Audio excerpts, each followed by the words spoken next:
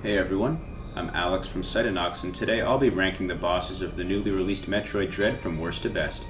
As a huge Metroid fan, I was over the moon when this game was announced, and it went on to exceed even my high expectations, becoming my favorite 2D Metroid game to date. In keeping with this praise, the bosses are definitely the best of any of the 2D entries, although this isn't to say there aren't missteps. One thing to get out of the way is I won't be counting the Emmys as bosses, since they're more like level hazards or sequences than bosses in my opinion. With that said, it's time to see how the denizens of planet ZDR stack up against one another. Let's get into it.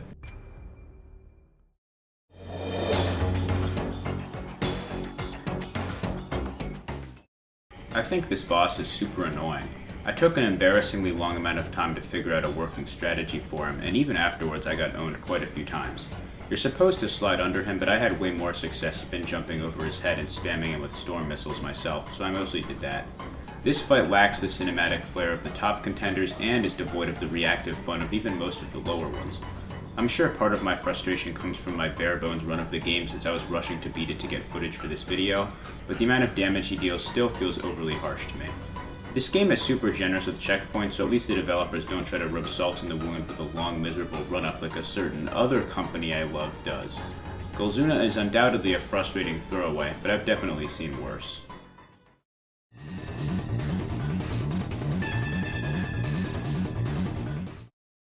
Wow, a real live Chozo. Haven't seen that before. Hopefully he's able to explain a lot of well, never mind. Guess I'm fighting this guy now. I expected this to be a pretty major fight considering it follows one of the biggest lore drops in the series, but it's eventually relegated to mini-boss status after this initial encounter, which really diminishes the impact looking back. I struggled a lot initially because I didn't realize that you could easily jump over the slash dash move, which hit poor old me like a freight train thanks to my having a measly 3 energy tanks coming in. It's kind of fun to see a boss who moves as quick as Samus, which is rather unusual, but the novelty wears off quickly, leaving the robot Chozo Soldier a back-of-the-pack boss.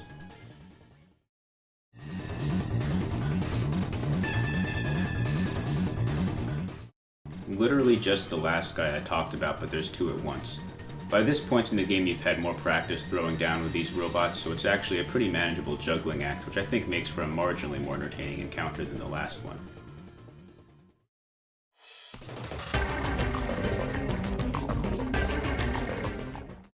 Continuing the trend of agile Chozo troops is this X-Parasite infected soldier.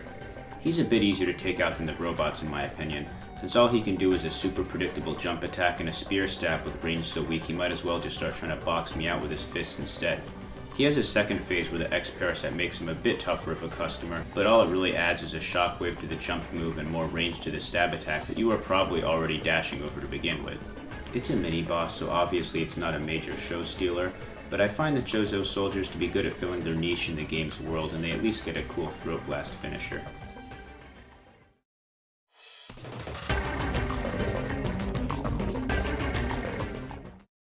It's the last guy, but elite. By elite I mean he has a shield that you need to counter to destroy, and from there it's same old, same old. There are a few differences though, like a gunk beam, and in one case having to grapple the shield away, which was pretty cool. These changes aren't major, but are enough to elevate it beyond their non-elite counterparts at least.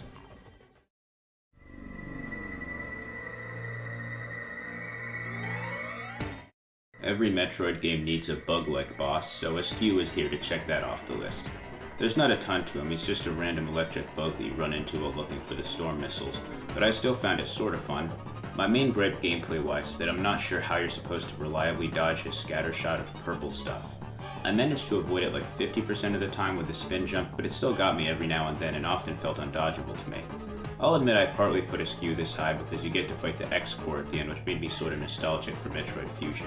Askew is probably a bit less advanced than the elite Chozo soldier, but I find it more fun for the greater emphasis on movement and aerial element to it.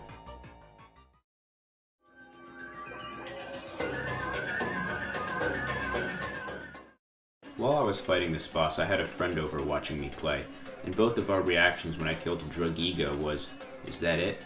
It wasn't out of disappointment in my case, almost closer to relief, since I'd been eviscerated by the bosses up till that point, but it still felt weird. Drugiga is so much easier than the rest of the bosses that it almost psyched me out. That's fortunately not all there is to this fight though. I like the arena since underwater bosses are rare, and it's pretty fun despite its lack of difficulty, since you get plenty of time to unload missiles and charge shots at it, and there's even some cinematic stuff at the end where you get to watch him get turned into stone.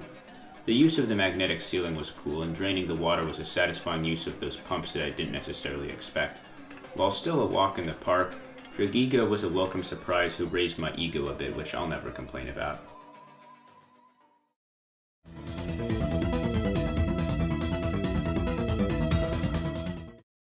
Strong first impressions are important, and Corpius sure sets one.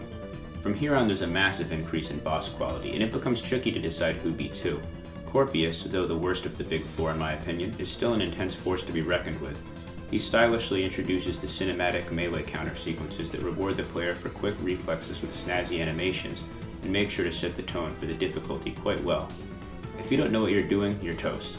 I hadn't played a 2D Metroid game since a playthrough of Super Metroid I did like 2 years ago, so I was pretty rusty and overconfident initially. This was quickly remedied by the damage and speed Corpius has, which teaches the importance of not getting greedy and taking the time to dodge. His invisibility move, though rather useless in a practical sense, is still neat and gives him a clear gimmick, which is good. As with all the bosses from here on out, there's a pretty awesome finisher that I think sold me early that this was the most badass rendition of Samus we've ever had. Despite not being too far from the horrifying character assassination that is Metroid Other M in the timeline, the Samus of Metroid Dread is a hardcore killing machine. She just pulls off dodge after dodge and ruthlessly executes everything that comes in her path, and Corpius is no exception. As an introduction to the bosses of ZDR, Corpius is an excellent taste of what's ahead that doesn't blow the game's best content too early, but make sure you stick around to see what else lies ahead.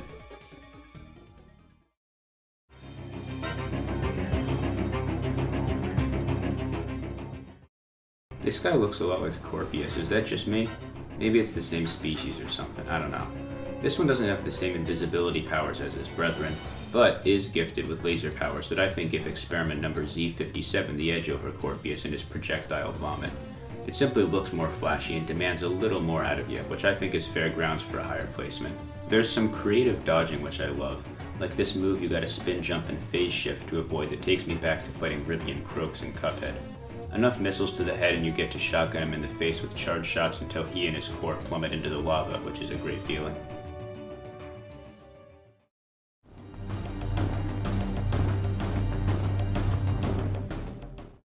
I know it's a question you should never bother asking, but how is this guy still alive after Super Metroid?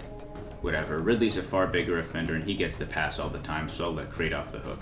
I missed the guy, so I was super hyped when I saw him in the trailer, and even more excited when I dropped down through the floor and noticed I was in the Kraid room that early in the game. He's as imposing as ever, even though he remains trapped on one side of the room like always. He's got plenty of claws and puke for Samus to contend with, so it's not like he needs to do that much anyways. Enough damage sends him into Phase 2, where you gotta climb up to his head thanks to the old platform not being usable anymore. A super awesome fact I love about this fight is there's a fully animated instant kill for Kraid in Phase 2 if you sequence break and get the Morph Ball bombs early, which is absolute dedication if I've ever seen it. Major props to Mercury Steam. That was a genius idea that shows just how much they understand what Metroid fans are into. If you're like me and prefer to go through the game the boring way on a first run, you gotta blast his nasty purple belly button until he feels like firing 3 platform boners out of him at you, which triggers a magnet platform to come down on you for you to take up to his mouth.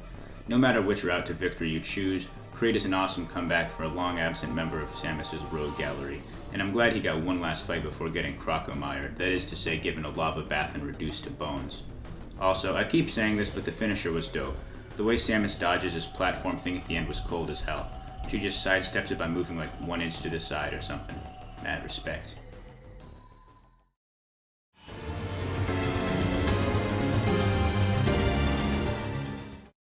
Capping off both the game and the entire Metroid storyline of the series is Ravenbeak, Samus's sort of father who gave her the DNA that made her so strong. He's probably the most dangerous enemy Samus has ever faced in the series from what I can tell, since he's the only one that has ever completely dominated Samus even at full power, save for Mother Brain, who is still far less agile than Ravenbeak. Although, I guess that's not too impressive a feat given Mother Brain spends most of her free time in a pickle jar in the basement of the Space Pirates headquarters. Ravenbeak is a lot like the Chozo soldiers naturally, but with a far larger move pool, a whopping 4 phases, and the best action of the game. He starts off with a shield that you gotta shoot with missiles till it breaks, although you can temporarily damage him under his shielding if you counter one of his parryable moves, which is the best way to damage him. Once you learn this phase, it's not so bad, and you get to enter the next one where he grows wings and flies around. You get to use all sorts of moves like the space jump to dodge the rapid fire shots and slide under his charges, which I liked, although his move pool in this phase feels a tad less large than the first one. Luckily it ends soon enough when you shoot one of his wings off and he's reduced to 1. Ravenbeak doesn't want to mess around with Square Enix copyright policy, however, so he just rips it off and is back to phase 1 but with some added zest. The zest in question is a variation of the black hole attack where you need to use a power bomb, which is a challenge because I often found myself getting hit after laying the bomb by a follow-up attack meant to catch you transitioning out of the morph ball. There's also another counter animation in this phase which is a treat to pull off. The reward to outmaneuvering him here is a cool ending where Ravenbeak almost clutches the win, but Samus turns into an actual Metroid, finally vindicating the scores of people who thought Samus's name was just Metroid. There's nothing to cap off a fight like some good old eyeball gouging patricide, but the thing is, the fight is technically still going on because he gets X'd at the end and turns into a Resident Evil boss. Fortunately for Samus, he goes down with ease thanks to her new OP Metroid powers. I thought it was a nice touch that Samus doesn't even absorb his X-Core due to how much she hates Ravenbeak. She just nukes it to oblivion out of sheer anger. For top-notch gameplay, action, and intensity, Ravenbeak well earns the title of the best boss in Metroid Dread. Thanks so much for watching, and I hope you enjoyed. I worked really hard to get this out as fast as possible while not sacrificing quality, so it means a lot if you watched all the way through. Please consider subscribing if you haven't already, and checking out my videos on the bosses of the Metroid Prime trilogy as well. That's all for now. Deuces.